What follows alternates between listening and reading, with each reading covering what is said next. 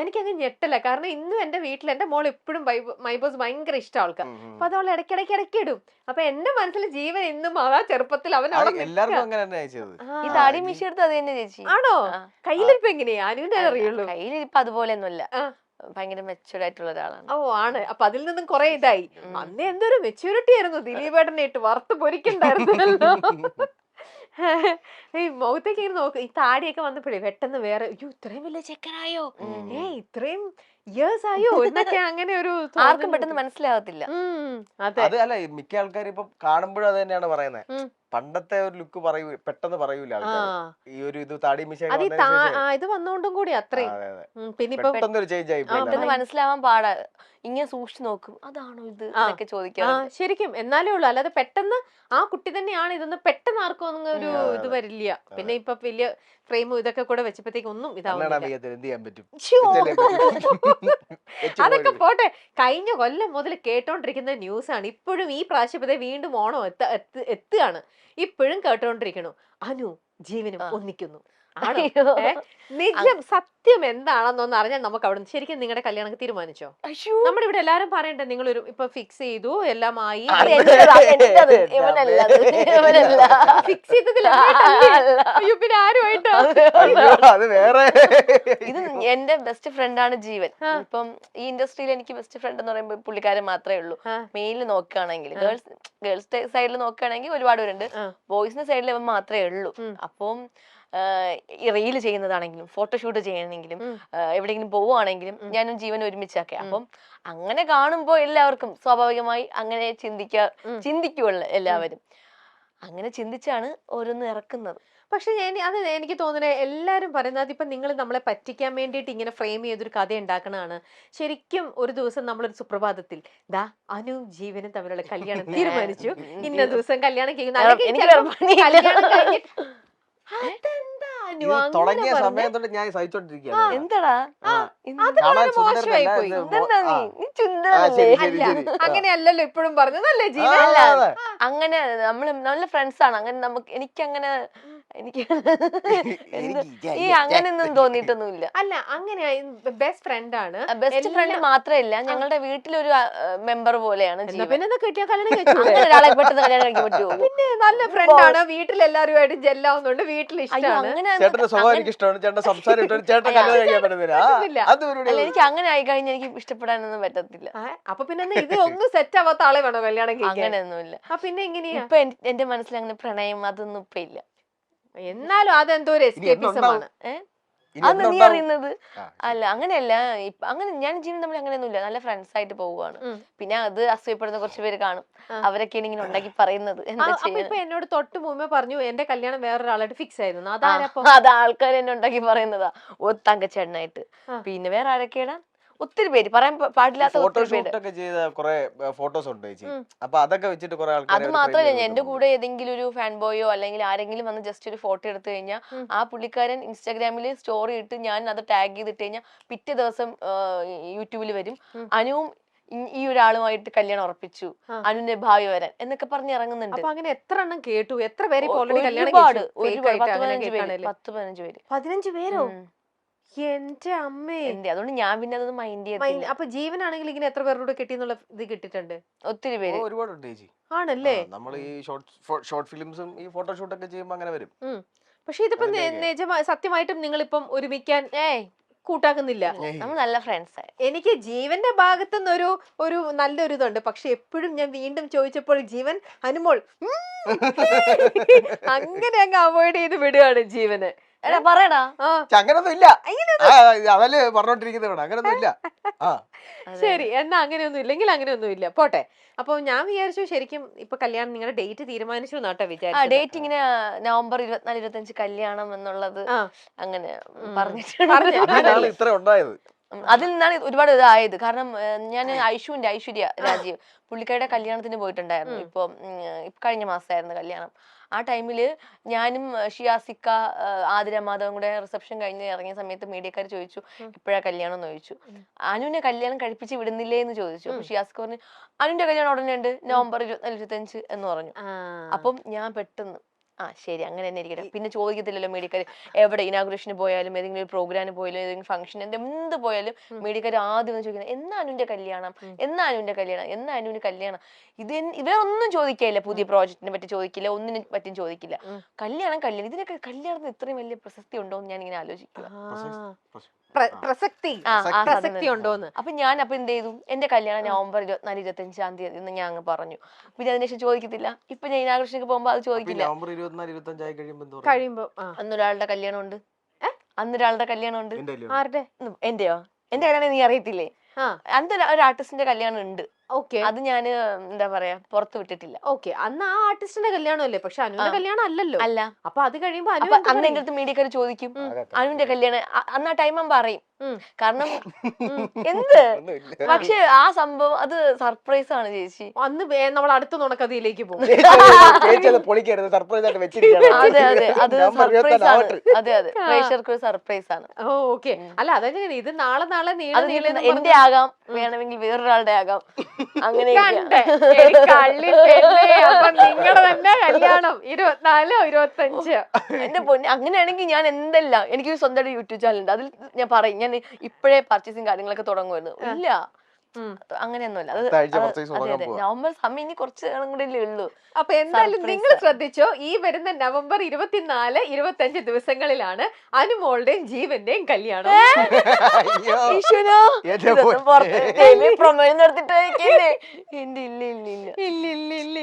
Okay, നമുക്കപ്പൊ അന്ന് അറിയാം ആരെയാണ് ശരിക്കും അന്ന് കല്യാണം. അതെ അതെ, ശരിക്കാം. എന്തായാലും ഒരാളുടെ കല്യാണമാണത്. ആണ്. അതെ, ശരി. എന്തായാലും നല്ല ബ്ലഷ് ചെയ്തിട്ടാണ് അത് പറയണത്. Let's wait and see. എനിക്ക് ഇഷ്ടപ്പെട്ട ഒരാളുടെ കല്യാണമാണ്. ഞാൻ ഒരുപാട് സ്നേഹിക്കുകയൊക്കെ ചെയ്യുന്ന ഒരാളുടെ കല്യാണം. ആണോ? എന്നാ ജീവൻ വേറെ ആരെങ്കിലും കല്യാണം കഴിക്കാൻ പോണോ?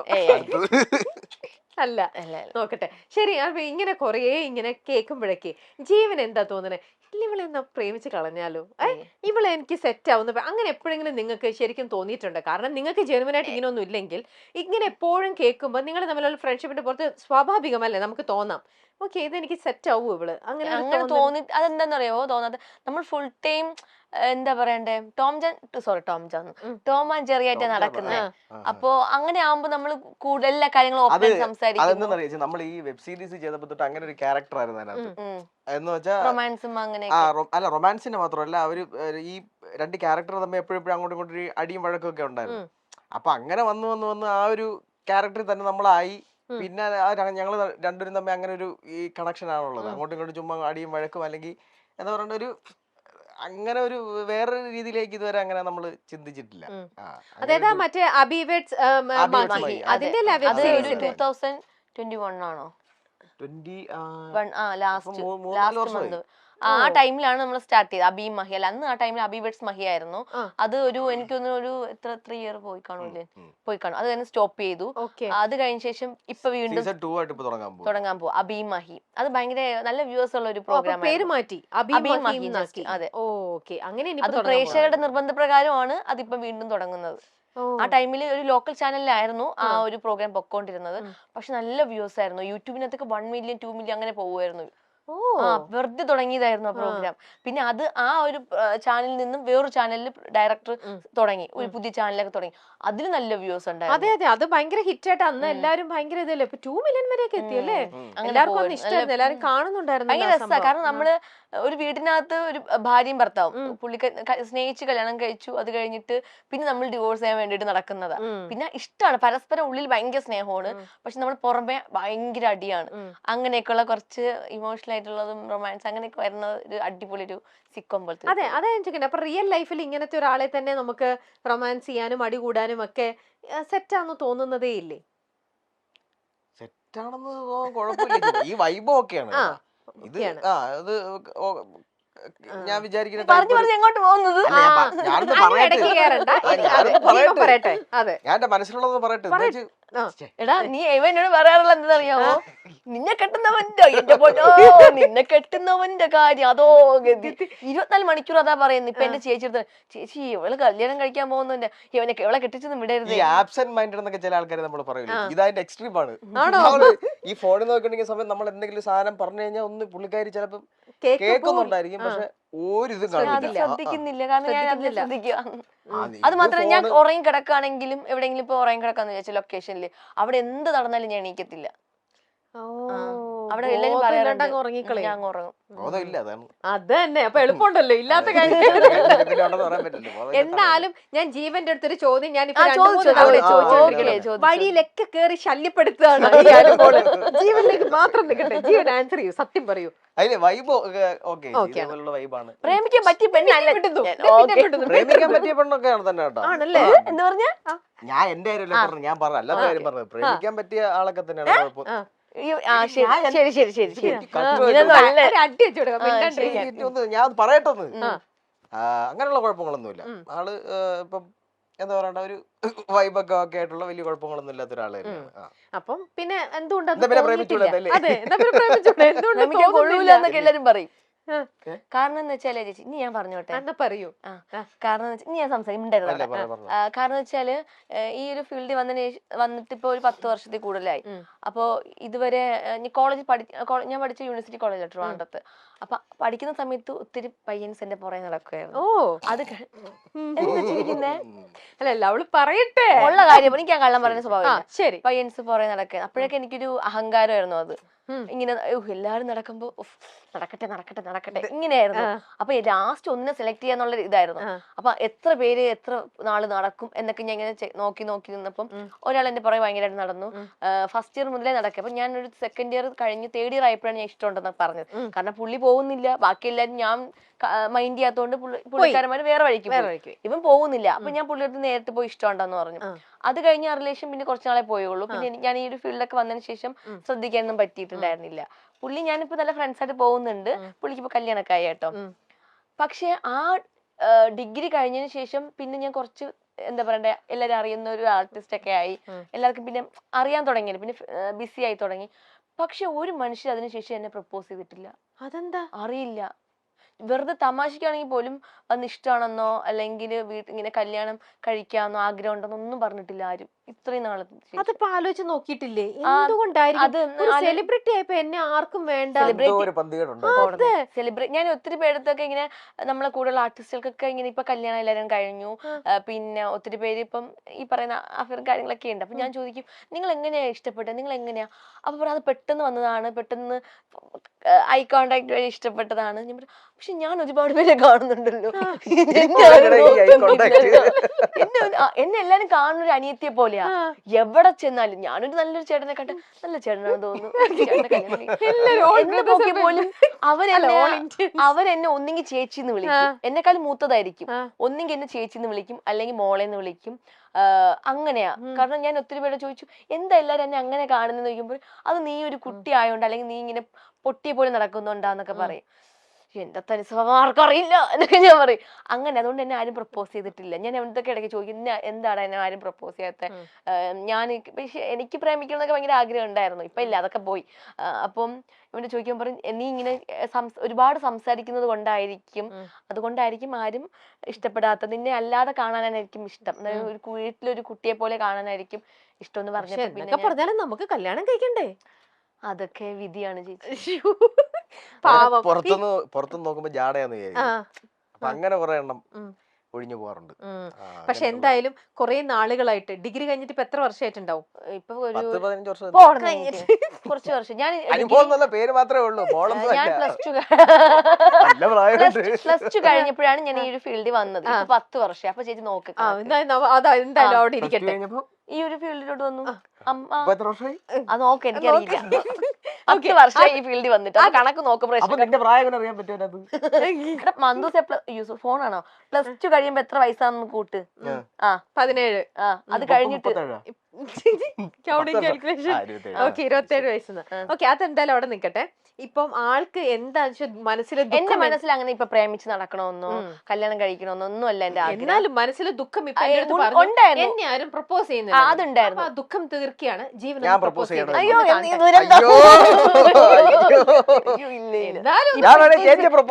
ക്യാമറ ചേട്ടന്മാർ ആരെങ്കിലും എന്നെ പ്രപ്പോസ് ചെയ്താൽ അതൊരു സുഖം ഉണ്ടെന്ന് പറയാം. അതിനൊരു ഉണ്ട്. നമ്മൾ ഇന്നും കാണുന്ന ഒരാൾ വന്നിട്ട് പ്രപ്പോസ് ചെയ്യുമ്പോ പക്ഷെ പുള്ളി വേറൊരു കാര്യം പറയട്ടെ, ജീവന്റെ ഒരു ക്വാളിറ്റി എന്ന് പറഞ്ഞാൽ ജീവൻ എന്തെങ്കിലും ഒരു നമുക്കിപ്പോ എന്താ പറയണ്ട ഒരു സീനോ അല്ലെങ്കിൽ എന്തെങ്കിലും ഒരു കണ്ടന്റ് കൊടുക്കുകയാണെങ്കിൽ പുള്ളി അടിപൊളിയായിട്ട് അത് അഭിനയിച്ച് കാണിക്കും. ഇപ്പൊ റീലാണെങ്കിലും ഒരു റൊമാൻസ് സീനായിട്ട് എന്തെങ്കിലും കൊടുത്തു കഴിഞ്ഞാൽ പുള്ളി അത് അഭിനയിക്കുമ്പോൾ തന്നെ ഇവ ഇത്രയൊക്കെ അഭിനയിക്കും, ഭയങ്കര രസമായിട്ട് അഭിനയിക്കും. അതിൽ നമുക്ക് ഭയങ്കര ഫീൽ തോന്നാറുണ്ട്. അതൊക്കെ ചെയ്യാറുണ്ട്. ഇപ്പൊ തന്നെ നിങ്ങൾ സംസാരിക്കുമ്പോഴേക്കാണല്ലോ എനിക്ക് തോന്നുന്നതേ ഭയങ്കര ചുടിച്ചുടിച്ചുടിച്ചുടാന്ന് വായാടി കുടിക്കായിട്ട് സംസാരിക്കുന്നുണ്ട് അനുമോള്. എന്നാൽ ജീവനാണെ വളരെ ക്വയറ്റ് ആണ്, കുറച്ചും കൂടി. നിങ്ങൾ ഭയങ്കര ബാലൻസ് ചെയ്തിട്ടാണ് ശരിക്കും സംസാരിക്കുന്നത്. നിങ്ങൾ ഇപ്പൊ ഇത്തരത്തിൽ ഇന്നിപ്പോ നിങ്ങൾ ഒരുമിച്ചാണ് ഈ ഒരു ഷോയിലേക്ക് വരുന്നത്, നിങ്ങൾക്ക് അറിയാം, നിങ്ങൾ ഒരുമിച്ചാണ് വന്നത്. അപ്പം ഓക്കെ, നിങ്ങൾക്ക് വന്ന ആളാണ് അല്ല, നിങ്ങൾക്ക് കറക്റ്റ് ആയിട്ട് ആ ഒരു വൈബ് അറിയാലോ. ശരി, എന്തിന് ഇവനായിരിക്കോ ഫസ്റ്റ് പറയുന്നുണ്ടാവുക, ഞാനായിരിക്കോ? അങ്ങനെ പൊതുവെ നിങ്ങൾ ഇങ്ങനെ ഒരു പ്രോഗ്രാം കാര്യങ്ങളിലേക്കൊക്കെ പോകുമ്പോൾ പലതരത്തിലുള്ള ഷോസിലേക്കൊക്കെ പോകുമ്പോൾ നിങ്ങൾ എപ്പോഴും വെൽ പ്ലാൻഡ് ആണോ? ഇല്ല ഒന്നുമില്ല അല്ലേ. ഇങ്ങോട്ട് വരുമ്പോ പോലും ഞാൻ പറഞ്ഞു അവിടെ ആരാ ഇന്റർവ്യൂ തന്നെ, അപ്പൊ പറയാ ഒത്തിരി പേര് ചെയ്യുന്നുണ്ടല്ലോ. അപ്പൊ എന്റെ അടുത്ത് രമ്യ ചേച്ചിയാന്ന് പറഞ്ഞു. അതാരാ, ഞാൻ പെട്ടെന്ന് എനിക്ക് മനസ്സിലായില്ല ആരാന്ന്. അപ്പൊ പറഞ്ഞു രമ്യ ചേച്ചി കാണാൻ ഭയങ്കര ചേച്ചിയാണ്. ഇൻസ്റ്റാഗ്രാമിൽ എനിക്ക് എടുത്ത് കാണിച്ചു തന്നു ഫോട്ടോ. അപ്പൊ എനിക്ക് ചേച്ചി അറിയാം, പണ്ട് ചേച്ചിയുടെ പ്രോഗ്രാം കണ്ടിട്ടുണ്ട്. ഞാൻ പറഞ്ഞു എനിക്ക് പേടിയാ, ഞാൻ വരുന്നില്ല. കാരണം വെച്ചാൽ നേരത്തെ ഒരാൾ വന്നിട്ടുണ്ടായിരുന്നു, ഇവിടെ സ്ഥിരം ചെയ്യുന്ന വേറൊരു പെൺകുട്ടിയുണ്ട്. അപ്പൊ വിളിക്കാൻ വേണ്ടി വന്നേ, പേരൊന്നും എനിക്കറിയില്ല. അപ്പൊ ആ കുട്ടിയൊക്കെ ആണെങ്കിൽ നമുക്കിപ്പം ഏജ് ഒക്കെ വെച്ച് നോക്കണമെങ്കിൽ നമുക്ക് സംസാരിക്കാൻ ഒരു പേടിയൊന്നും ഇല്ല. പക്ഷെ ചേച്ചി നമ്മൾ ഇങ്ങനെ കണ്ടിട്ട് റെസ്പെക്ട് എങ്ങനെ സംസാരിക്കും എന്നൊക്കെ ഞാൻ അവരോട് ആ കാര്യത്തെ പറ്റി മാത്രം സംസാരിച്ചോളൂ, വേറെ ഒന്നും സംസാരിച്ചിട്ടില്ല. എന്റെ ഏത് പ്രോഗ്രാം കണ്ടിട്ടാണ് ഇത്ര പേടിച്ച് ഞാൻ ചേച്ചിയുടെ ഈ ഒരു ചാനലിന്റെ കുറെ വീഡിയോസ് സെലിബ്രിറ്റികളെ ഇന്റർവ്യൂ ചെയ്തിട്ടുള്ളത്, കുറച്ച് ഇമോഷണൽ ആയിട്ടുള്ള കുറെ ഞാൻ സംഭവങ്ങൾ കണ്ടിട്ടുണ്ടായിരുന്നു. നല്ല ഭംഗിയാ കണ്ടോണ്ടിരിക്കാന്, നല്ല രസമാണ് സംസാരമൊക്കെ. എന്നിട്ട് ഇപ്പൊ പേടിയുണ്ടോ? ഇല്ല, എന്റെ അടുത്ത് ഞാൻ എന്തുകൊണ്ട് എന്നെ പേടിക്കുന്നില്ല. നല്ല ഭംഗിയാ കാണാൻ. പിന്നെ എനിക്കറിയില്ല എന്താ ഇപ്പൊ നമ്മൾ ചേച്ചി ഓരോ ആർട്ടിസ്റ്റുകൾ വരുമ്പോ ഓരോ സംസാരമാണല്ലോ, പെരുമാറുന്ന രീതി. അതെ, അപ്പൊ ഇപ്പൊ മനസ്സിലായി. പേടിച്ച് വിറച്ച് അതല്ല ഞാൻ പറഞ്ഞത്. ഇപ്പം നമ്മൾ ഇന്റർവ്യൂവിനൊക്കെ പോകുമ്പോ എപ്പോഴും നമ്മളെക്കാളും ഇളയ കുട്ടികളൊക്കെ ആയിരിക്കും ഇന്റർവ്യൂ ചെയ്യുക അല്ലേ, നമ്മൾ പോകുന്നിടത്തൊക്കെ. അപ്പൊ നമ്മളെക്കാളും ഒരു സീനിയർ ആയിട്ടുള്ള ഒരാള് ഇരിക്കുമ്പോ ഫസ്റ്റ് ടൈം ആണ് അപ്പൊ നിങ്ങളെക്കാളും സീനിയർ ഒരാൾ നിങ്ങളുടെ അടുത്ത് ചോദ്യം ചോദിക്കുന്നത്. അപ്പൊ അതിന്റെ ആ ഒരു ഇതിലാണ് നിൽക്കുന്നത്. എന്തൊക്കെയാ ചോദിക്കുന്നതെന്ന് എനിക്കറിയില്ല. അങ്ങനെ നമ്മൾ എന്തെങ്കിലും പ്ലാൻ ചെയ്ത് ഇതുവരെ അങ്ങനെ പ്ലാൻ ചെയ്ത് പോയിട്ടില്ല. ഭയങ്കര ബോർ അങ്ങനെ പോയി കഴിഞ്ഞാൽ. അല്ല, എന്നാലും ഏകദേശം നിങ്ങൾക്ക് ബാലൻസ് ചെയ്യാൻ അറിയാലോ, എന്താ എവിടെ പറയേണ്ടത്. ഇപ്പം ജീവൻ പറഞ്ഞോണ്ടിരിക്കുന്നതിന്റെ ഇടയിൽ കയറി സംസാരിക്കാൻ പാടില്ല, അങ്ങനത്തെ കുറച്ച് എന്താ തമാശയുള്ള കാര്യങ്ങൾ പറയാല്ല, സീരിയസ് ആയിട്ട് പറയുമ്പോ അങ്ങനെ പറയാൻ പാടില്ല എന്നൊക്കെ അറിയാം. അങ്ങനെ അതുകൊണ്ട് നേരത്തെ ഒരു പ്രീ പ്ലാനിങ് ഇല്ല. അങ്ങനെയൊക്കെ ചെയ്ത് കഴിഞ്ഞാൽ ബോറാവും. പ്രോഗ്രാമിനാണെങ്കിലും അങ്ങനെയൊക്കെ ചെയ്യാറില്ല. സ്പോട്ടിൽ എന്താണോ പോകുന്നത് അങ്ങനെ അങ്ങ് പൊക്കോളും. ഓക്കെ, ഞാനിപ്പോ ജീവന്റെ കണ്ടിരിക്കുന്ന റീലിനകത്ത് എല്ലാം കൂടെ അനുമോളാണ്. ഞാൻ വേറെ അല്ലാതെ കണ്ടിട്ടില്ല. അങ്ങനെ ചെയ്തിട്ടില്ലേ? അതോ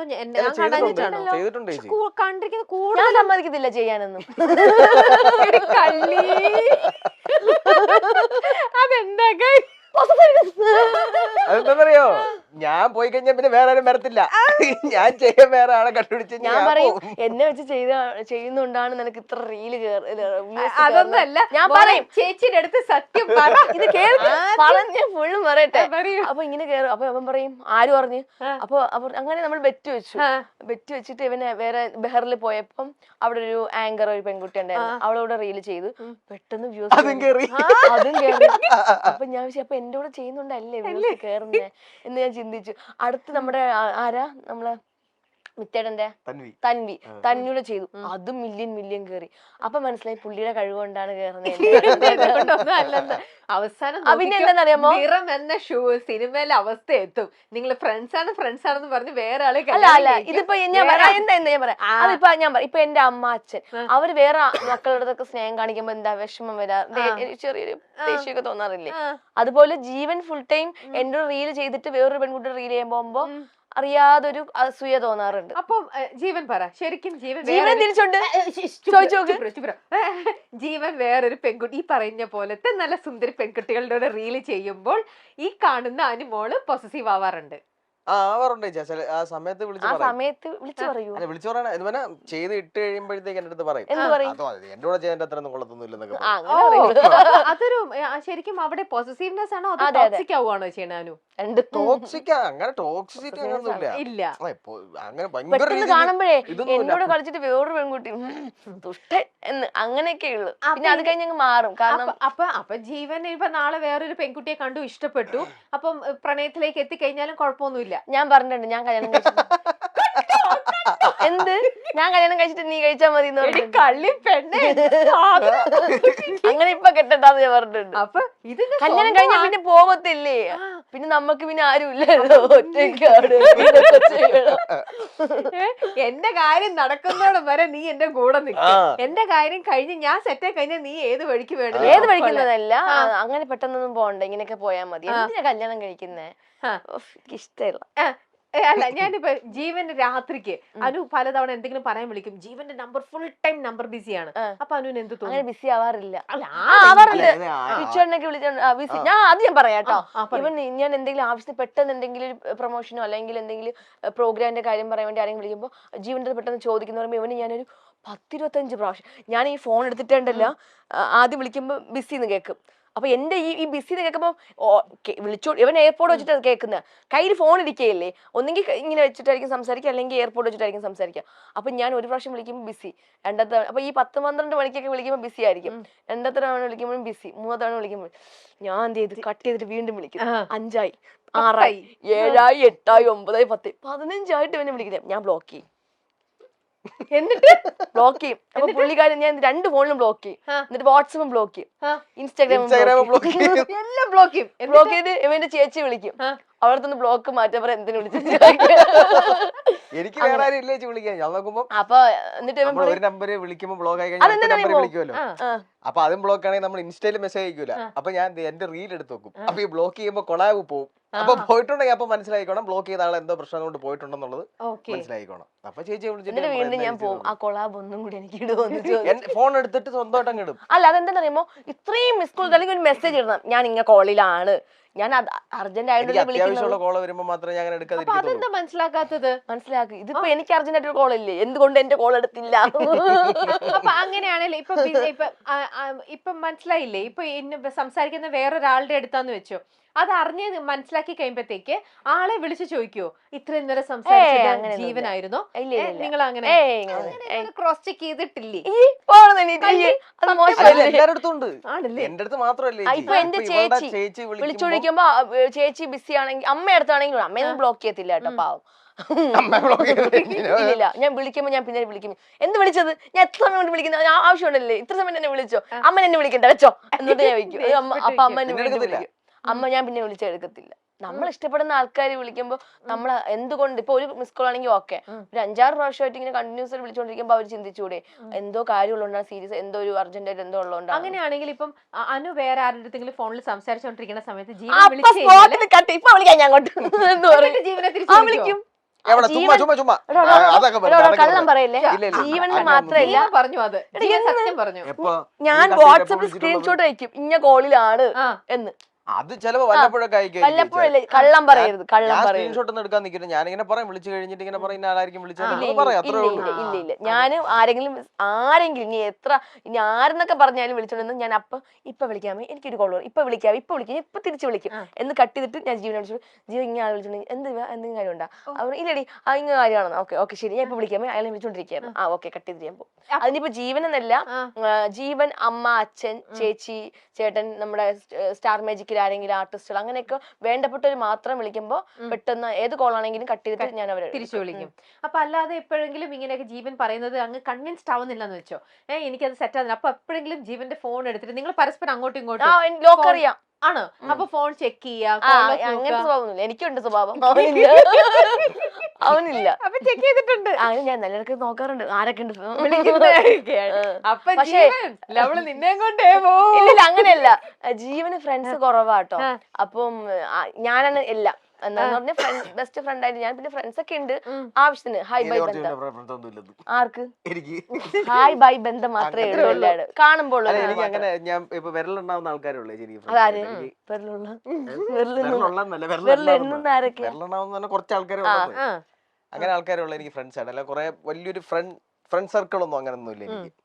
അപ്പൊ അതിനകത്തുള്ളവരൊക്കെ ഭയങ്കര ഒരു അടുപ്പമുള്ള ആൾക്കാരായിരിക്കും. അപ്പൊ വിളിച്ച് അവരുടെ അടുത്തായിരിക്കും ചിലപ്പോൾ സംസാരിക്കുമ്പോൾ കുറച്ച് കൂടുതൽ സമയം സംസാരിക്കുന്നത്. അല്ലാതെ അങ്ങനെ എപ്പോഴും ബിസി ആയിരിക്കില്ല. പക്ഷെ ബിസി ആയിരിക്കുന്ന സമയത്ത് ചിലപ്പോൾ ഇതണക്ക് കൂടുതൽ സമയം അവരടുത്തായിരിക്കും സംസാരിക്കുന്നുണ്ടാവുക. അപ്പൊ എങ്ങനെ ഫോൺ എടുത്ത സംശയം തോന്നും? ഇല്ല അങ്ങനെ നോക്കാറില്ല. ചുമ്മാ ഞാൻ അവനെ കാണിക്കാൻ വേണ്ടിട്ട് ഫോൺ കിട്ടാ ഇതിപ്പോ ഇവന്റെ ഫോണെന്ന് ചോദിച്ചപ്പോ തന്നെ നിന്റെ ഫോൺ നോക്കട്ടെ, വാട്സപ്പ് ഒക്കെ നോക്കട്ടെ, എന്നിട്ട് അവരുടെ പ്രൊഫൈൽ പോയി നോക്കും, നോക്കും.